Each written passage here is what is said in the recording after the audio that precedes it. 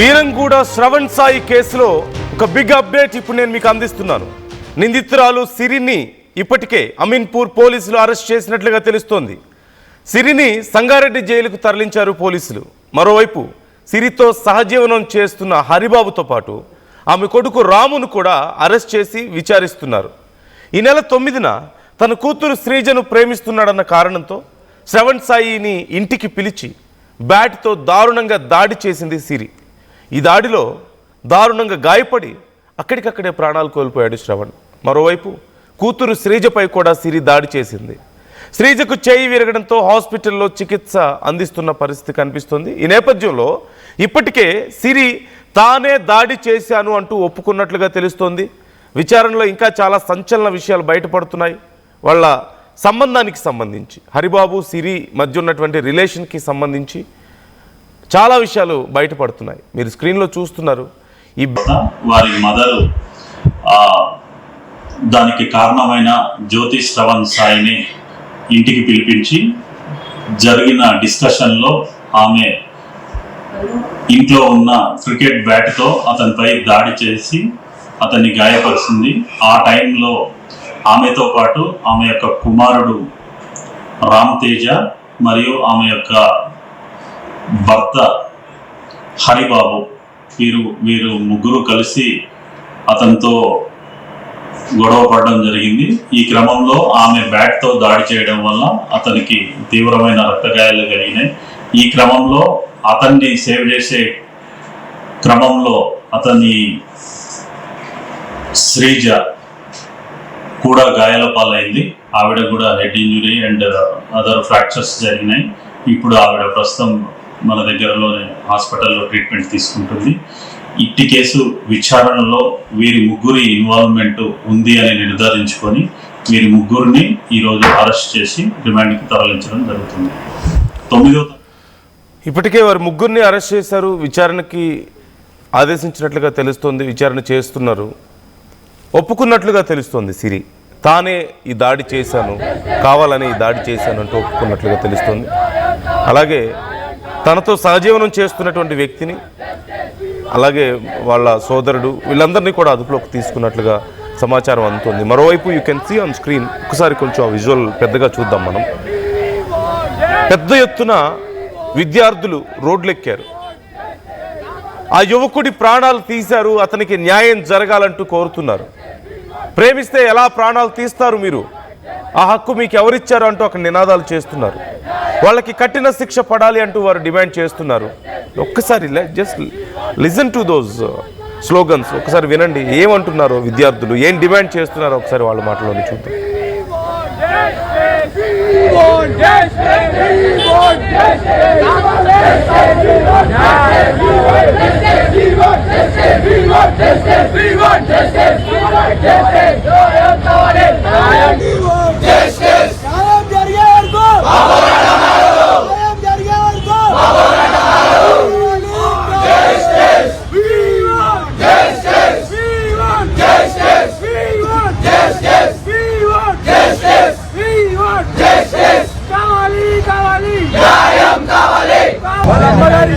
Media ముందు ఎట్లా మాట్లాడుతుందో మనం చూసినాం. నేను కొడుతుంటే అట్టొస్తే చనిపోయాడంట. ఒక ఆడామ కొడితే ఒక 20 సంవత్సరాల పిల్లగాడు చనిపోతాడా? మీరు ఏడైనా చూసారా? ఒక ఆడపిల్ల కొడితే 20 సంవత్సరాల యువకుడు ఏడా చచ్చిపోడు. తిరిగి ఒక్క దెబ్బ కొడితే ఆడామ కింద ఎట్లుంటుందో మనం చూసినాం. ఆ పిల్లోడు ఎవరైతే ఉన్నారో మనం ఎన్నో గొడవల్లో చూసాం. ఎట్లా కొట్లాడుతాడో మనకి తెలుసు, ఎట్లా తిరగబడుతాడో మనకి తెలుసు. ఆ పిల్లోడికి ఒక్కడిని కొడితే చనిపోలే, ఒక ఆడామ కొడితే చనిపోలే. ఒక 4-5 కలిసి ఎవరు ఆ 4-5. సో తన కూతురు మీద దాడి చేస్తుంటే అనుకోకుండా అడ్డొచ్చి ప్రాణాలు కోల్పోయాడు అంటూ ముందు సిరి చెప్పింది. అలా ఎలా జరుగుతుంది అంటూ విద్యార్థులు ప్రశ్నిస్తున్నారు. వి వాంట్ జస్టిస్ అంటూ నినాదాలు చేస్తున్నారు. ప్లకార్డ్స్ పట్టుకొని రోడ్ల మీదకి వచ్చారు కొన్ని వందల మంది. ఖచ్చితంగా మాకు న్యాయం కావాలంటూ వారు డిమాండ్ చేస్తున్నారు. అండ్ ఆ యువతి తల్లి మాట్లాడినటువంటి మాటలు, ఘటనకు సంబంధించి ఏం మాట్లాడింది అనేది కూడా నేను ఒకసారి మీకు వినిపించే ప్రయత్నం చేస్తాను. అప్పుడు ఏం జరిగింది అనేది, ఎలా కవర్ చేయడానికి ప్రయత్నించారు అనేది కూడా ఒకసారి నేను మాట్లాడే. You can hear that. అనేది మాట్లాడదాం. ఎలా జరిగిందని చెప్తాను. ఓకే, ఇప్పుడు నేను పిలిపించానని చెప్తున్నాను. అది నాకు అసలు వాడు శ్రావణ్ అనేవాడే. ఇది నేను సెకండ్ టైం చూడటం. Okay, first time 7 months back పాప దగ్గరకు వచ్చాడంట, కాలేజ్ దగ్గరికి. ఆమె ఇంటికి రాలేదు. 4:30 అయిపోతుంది, ఎర్లీ మార్నింగ్. మేము పోలీస్ స్టేషన్కి వెళ్ళాం, మాదాపూర్ పోలీస్ స్టేషన్ లో. అక్కడ పాప మిస్ అయిందని ఇచ్చాము. తర్వాత వాళ్ళ పెద్దనాన్న వాళ్ళని పిలిచాము, మాట్లాడాము, వార్నింగ్ ఇచ్చాము. ఓకే, వాడేదో పెద్ద క్యాస్ట్ అది ఇది అని అంటున్నాడు. వాడి క్యాస్ట్ తో నాకు పని లేదు. ఓకే, వాళ్ళకి డబ్బు ఉంటే వాళ్ళ దగ్గర ఉంచుకోమనండి, నా దగ్గర ఉంటే నా దగ్గర ఉంటది. నీ దగ్గర ఉంటే నువ్వు నాకు ఇయ్యవు కదా. ఓకేనా, ఎవరిది వాళ్ళకే ఉంటది. ఓకే, మీకు ఇష్టం వచ్చినట్టు రాసుకోవడం కాదు. ఓకే, నేను చెప్తాను, మీరు రాసుకుందరు కానీ మీకు వచ్చినట్టు గుద్దుకోండి. ఓకే, నేను ఎల్లుండే వస్తాను. పోలీస్ స్టేషన్కి వచ్చినాక పోలీస్ స్టేషన్ లో నేను సంవత్సరం నుంచి అమ్మాయిని నేను కలవలేదు అని చెప్పి పాపను కలవకుండానే కడుపు వచ్చేసిందా? గండి మైసం దగ్గర పార్క్ లో చేస్తారా? రాత్రి 11 అయినా కూడా నేను షాప్ బంద్ చేసుకుని వస్తుంటే కూడా గల్లీలో ఉంటే నాకు ముఖం తెలియదు, కానీ నా కూతురు ముఖం నాకు తెలుస్తుంది కదా. ఎవరో ఒక మనిషి అక్కడ తన కోసం వెయిట్ చేస్తున్నాడని తెలుస్తుందా తెలీదా? ఏంటమ్మా ఎవరు అని అంటే, కాదమ్మా గల్లీలో మనకు ఫ్రెండ్స్ ఉంటారు కదా. అలా అని ఈ అమ్మాయి కవర్ చేసింది. ఎందుకంటే ప్రాబ్లం వాడెవడో కాదు, ప్రాబ్లం నా కూతురు అని నేను అనుకుని నా కూతురుని కొట్టా. ఓకే, ఎవరితోనే నాకు పని లేదు కదా. మీ పాపను కొడుతుంటే తను ఎలా వచ్చారండి? అబ్బాయి ఎట్లా వచ్చాడు? యాక్చువల్గా అది ఎక్స్ప్లెయిన్ చేయమని. అంటే మామూలుగా తనకు తెలియదు కదా, మీ పాప మీద మీరు సీరియస్ అవుతున్నారు కదా, అంటే తను ఎందుకు వచ్చాడు? నా పిల్లని నేను కొట్టుకుంటే నాకు ప్రాబ్లం కాదు కదా. అవును, అవునా? ఎస్, నా కూతుర్ని కొట్టుకుని నా కూతుర్ని కొట్టుకున్నా నాకు ప్రాబ్లం. నేను చెప్తాను, పాప కండిషన్ ఎలా మళ్ళీ మళ్ళీ పాప కండిషన్ కి ఏమన్నారు డాక్టర్లు? పాప కండిషన్ ఎలా ఉందన్నారు? చెప్తాను అన్నారు, ఇంకా చెప్పలేదు.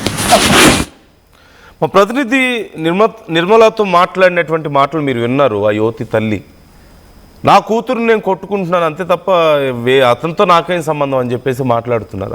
అసలు విషయం ఒప్పుకోక ముందు ఘటన జరిగిన తర్వాత ఆర్టీవీతో ఎంత పొగరుగా మాట్లాడుతున్నారో మీరు చూస్తున్నారు కదా. ఆ తర్వాత మీరు ఏం చేసుకుంటారో చేసుకోండి, ఏం రాసుకుంటారో రాసుకోండి, నేను వస్తాను డీటెయిల్స్ చెప్తాను అని చెప్పేసి చాలా పొగరుగా మాట్లాడుతున్నటువంటి మాటలు మనం వింటున్నాం. తన కూతుర్ని తాను ఏం చేసుకుంటే ఏంటి అని ప్రశ్నిస్తున్నారు. అండ్ డీటెయిల్స్ తెలుసుకుందాం, ఇంకా ఏమేమి విషయాలు చెప్పారు, ఇప్పుడు ఈ కేసుకు సంబంధించి ఏం జరుగుతుందో తెలుసుకుందాం.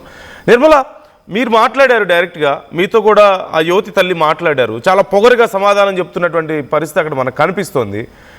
అప్పుడు ఏమో నా కూతురు నేనేదో చేసుకుంటున్నాను, అసలు నాకు అతనితో సంబంధం లేదని చెప్పి మాట్లాడారు. ఇప్పుడు పోలీసుల ముందు ఒప్పుకున్నట్లుగా తెలుస్తుంది విషయం, నేనే చేశాను ఇదంతా అని ఒప్పుకున్నట్లుగా తెలుస్తుంది. సో రీసెంట్ అప్డేట్స్ ఎలా ఉన్నాయి ఈ కేసుకు సంబంధించి, అసలు ఏమేం విషయాలు బయటకు తెలుస్తున్నాయి విచారణలో, ఇప్పుడు ఏం చర్యలు తీసుకోబోతున్నారు? ఇప్పుడైతే మరి పోలీసులు ఆల్రెడీ సిరిని అరెస్ట్ చేయడం కూడా జరిగింది, రిమాండ్కు కూడా తరలించారు. శనివారం రోజు రాత్రి 12 గంటల సమయంలో కూడా సిరిని ఇన్ని రోజులు కూడా ఆసుపత్రి వద్దే శ్రీజ దగ్గర ఉంచడం కూడా జరిగింది. మరి సమగ్ర విచారణ తర్వాత సిరి ఎవరితో అయితే సహజీవనం ఉంటుందో హరిబాబుని, అలాగే సిరి కొడుకు రాముని కూడా పోలీసులు అరెస్ట్ చేసి ఇప్పుడైతే మరి సంగారెడ్డి జైలుకి తరలించడం కూడా జరిగింది. అక్కడ రిమాండ్కు పంపించడం జరిగింది. పటాన్ చెరువు ప్రభుత్వ ఆసుపత్రిలో అక్కడ వైద్య పరీక్షల నిమిత్తం తర్వాతే వాళ్ళకు రిమాండ్ విధించడం జరిగింది. కాకపోతే ఇక్కడ హరిబాబు హస్తం కూడా ఉంది దీంట్లో అని పోలీసులు క్లియర్ కట్గా కూడా వాళ్ళ అనుమానాలు నిజమయ్యాయి. కాబట్టి ఇప్పుడు తనను కూడా రిమాండ్కు తరలించడం జరిగింది. హరిబాబుతో కలిసే ప్లాన్ ప్రకారమే చరణ్ సాయి పైన వాళ్ళు దాడి చేసినట్టుగా కూడా తెలుస్తూ ఉంది. సిరి తల్లి మాత్రము చాలా అంటే చాలా రుబాబుగా కూడా తను చెప్తూ ఉన్నారు. అవును, నా బిడ్డ తప్పు చేసింది, వాడితో తప్పు చేసింది, వాడిది ఏ కులం అయితే నాకేంటి, ఏ మతం అయితే నాకేంటి, ఎంత డబ్బు ఉంటే నాకేంటి, నా దగ్గర కూడా ఉంది డబ్బు అని చెప్పి అందుకే నేను కొట్టాను, నా కూతుర్ని కొడుతుంటే తను అడ్డొచ్చాడు అని అంటోందే. కానీ మరి తనను కొడుతున్న విషయము శ్రావణ్ సాయికి ఎవరు చెప్పారు, ఎవరు పిలిపించారు, తర్వాత శ్రావణ్ సాయి పైన దాడి చేసిన తర్వాత ఎవరెవరు తీసుకెళ్లారు తనని హాస్పిటల్కి, దేనిపైన తీసుకెళ్లారంటే మాత్రం ఎలాంటి సమాధానం కూడా తను చెప్పడం లేదు. నిర్లక్ష్యం వహిస్తున్నారనే చెప్పొచ్చు ఈ కోణంలో. మరి పోలీసులు మాత్రం ఇంకా ఎంక్వైరీ అయితే విచారణ కొనసాగిస్తూనే ఉన్నారు. ఎందుకంటే ఇంకా చాలా అనుమానాలు ఉన్నాయి కాబట్టి, అక్కడ ఏరియా సీసీ కెమెరా కూడా పనిచేయని పరిస్థితిలో ఉంది కాబట్టి ఇంకా సిరి కొడుకుని రాముని మాత్రం పోలీసుల అదుపులోనే ఉంచుకొని ఇంకా విచారణ కొనసాగిస్తూనే ఉన్నారు. ఇక్కడ శ్రీజ పరిస్థితి ఇంకా ఆసుపత్రిలోనే తను ట్రీట్మెంట్ తీసుకుంటూ ఉంది. కాకపోతే పోలీసులు కూడా తేల్చి చెప్పేశారు శ్రీజ ఇప్పుడు 3 నెలల గర్భవతి అని, అందుకే ఇప్పుడు ఆసుపత్రిలోనే ఉంచాము అని చెప్పేసి కూడా పోలీసులు చెప్తున్నారు. నందు అంటే శ్రీజ ఏమైనా డీటెయిల్స్ చెప్తుందా ఏం జరిగింది అక్కడ? ఎందుకంటే శ్రీజ మీద దాడి చేస్తుంటే అతను అడ్డొచ్చాడు అని చెప్పేసి సిరి చెప్తున్నారు. లేదు అక్కడికి ఆ ఇంటెన్షన్తోనే పిలిచి ఆ సందర్భంలో దాడి చేశారని చెప్పి మనకు తెలుస్తోంది. శ్రీజ అక్కడే ఉంది కాబట్టి తన మీద కూడా దాడి జరిగింది, తీవ్రంగా దెబ్బలు తగిలాయి కాబట్టి ఇప్పుడు తను మాట్లాడే పరిస్థితిలో ఉందా? తను ఏమన్నా డీటెయిల్స్ చెప్తుందా? అంటే ఇప్పుడు శ్రీజ పోలీసుల బందోబస్తులో ఉంది కాబట్టి అక్కడికి శ్రీజ పరిస్థితి కూడా మాట్లాడే పరిస్థితుల్లో లేదు అని చెప్పేసి డాక్టర్లు మనం అక్కడికి వెళ్తే చెప్పడం కూడా జరిగింది. కాబట్టి అప్పుడు శ్రీజతో మాట్లాడించే ప్రయత్నం చేయలేకపోయాము. కానీ ఇప్పుడు కొద్దిగా కోలుకుంటుంది శ్రీజ అని కూడా చెప్తూ ఉన్నారు పోలీసులు. డాక్టర్లు కూడా ఇప్పుడు కొంచెం నిలకడగానే ఉంది అన్నారు. కాబట్టి త్వరలో శ్రీజ నుంచి కూడా నిజాలు రాబట్టే ప్రయత్నం అయితే చేద్దాం. నందు ఓకే, ఎప్పటికప్పుడు మాకు డీటెయిల్స్ అందిస్తూ ఉండండి నిర్మల. సో ఈ కేసుకి సంబంధించి ఇప్పటికే ఇట్స్ వెరీ క్లియర్. వాళ్ళని మీరు డిక్టేట్ చేస్తారా ఏం చేయాలో? వాళ్ళు ఎవరిని ప్రేమించాలో, ఎవరిని ప్రేమించకూడదో, ఎవరిని పెళ్లి చేసుకోవాలో అన్నీ మీ ఇష్టమా? వాళ్ళు మనుషులు కాదా? వాళ్ళకి నిర్ణయించుకునే హక్కు లేదా? సరే ఒకవేళ మైనర్స్ అయి అనుకుందాం, ఇన్ కేస్ అయితే కూడా వెంటనే వాళ్ళతో మాట్లాడచ్చు. They are not minors first of all. So వెంటనే వాళ్ళతో మాట్లాడి సమయం తీసుకొని కౌన్సిలింగ్ ఇవ్వాలి తప్ప దాడులు చేయడం, కొట్టడం, ప్రాణాలు తీయడం, సగటు మనుషులే కదా వాళ్ళు కూడా. ఏం శిక్షలు వేయాలి వీళ్ళకి? ఏం చేయాలి వీళ్ళని? అసలు ఎలా చెప్తే వీళ్ళకి బుద్ధి వస్తుంది? ఇలాంటి వాళ్ళకి పరువు పోతుందని కొందరు, కులం పేరుతో కొందరు, లేదంటే మేము చెప్పిన వాళ్ళనే పెళ్లి చేసుకోవాలని మరికొందరు, ఇలా ఎంతోమంది పేరెంట్స్ వాళ్ళ పిల్లల ప్రాణాలు తీస్తున్నారు. ఒకవేళ ఇంట్లో ఒప్పుకోవడం లేదని తాము ప్రేమించిన వాళ్ళతో వెళ్ళిపోయి దూరంగా బ్రతుకుతుంటే వాళ్ళని వెతికి వాళ్ళ ప్రాణాలు తీస్తున్నారు, వేటాడుతున్నారు వాళ్ళని. ఏం చేయాలి వీళ్ళని? ఎలా చేస్తే ఇలాంటి వాళ్ళకి మార్పు వస్తుంది? ఎలాంటి శిక్షలు వేస్తే వీళ్ళకి తగిన న్యాయం జరుగుతుంది? ప్రాణాలు పోగొట్టుకున్న వాళ్ళకి, జీవితాలను పోగొట్టుకున్న వాళ్ళకి. అతని ప్రాణాలు పోయాయి, ఇప్పుడు ఏం శిక్ష వేస్తే అతనికి న్యాయం జరుగుతుంది? ఆ యువతి ఇప్పుడు చెయ్యి విరిగిపోయి తీవ్రంగా దెబ్బలు తగిలి హాస్పిటల్లో ఉంది. తన కన్న తల్లే తన బాయ్ ఫ్రెండ్ని, తన ప్రేమించిన వ్యక్తిని ఇలా కొట్టి ప్రాణాలు తీస్తే తన పరిస్థితి ఎంత భయంకరంగా ఉంటుంది? మానసికంగా ఏ స్థాయిలో ఉంటుంది? తన కళ్ళ ముందే ఇదంతా జరిగితే ఎలా తట్టుకోగలుగుతుంది? ఎలా నిద్రపోగలుగుతుంది? ఎలా తినగలుగుతుంది? How can she survive all this?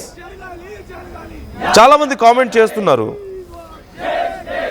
చాలామంది తమ అభిప్రాయాలను కూడా వ్యక్తం చేసే ప్రయత్నం చేస్తున్నారు.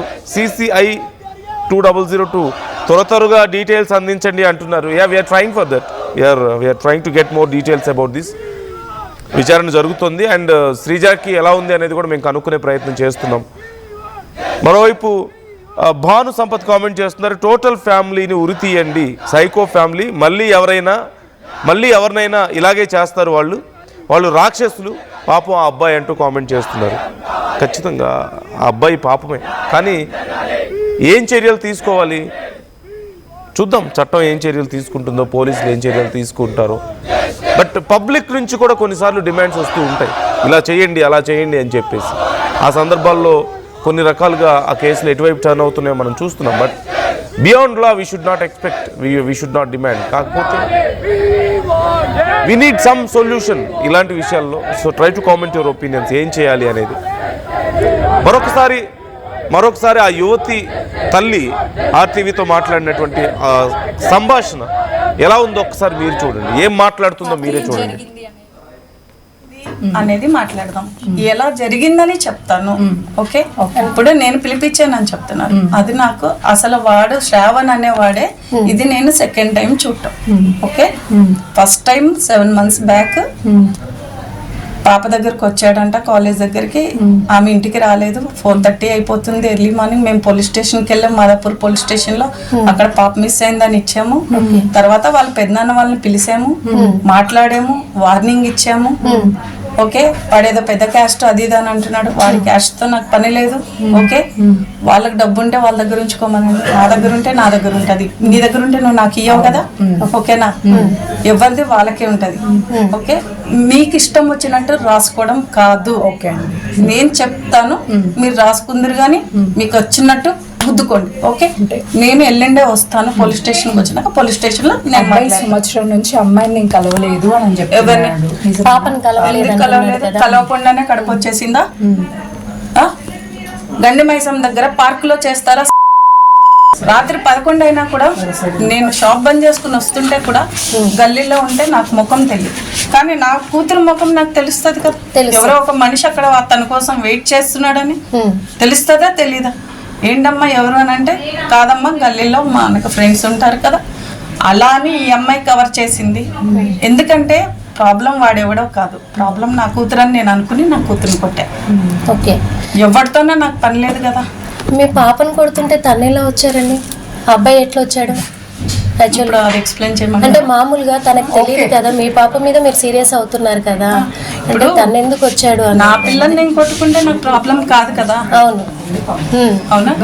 ఎస్, నా కూతుర్ని కొట్టుకుని నా కూతుర్ని కొట్టుకున్నా నాకు ప్రాబ్లం కాదు. నేను చెప్తాను, పాప కండిషన్ ఎలా? మళ్ళీ మళ్ళీ పాప కండిషన్ కి ఏమన్నారు డాక్టర్లు? పాప కండిషన్ ఎలా?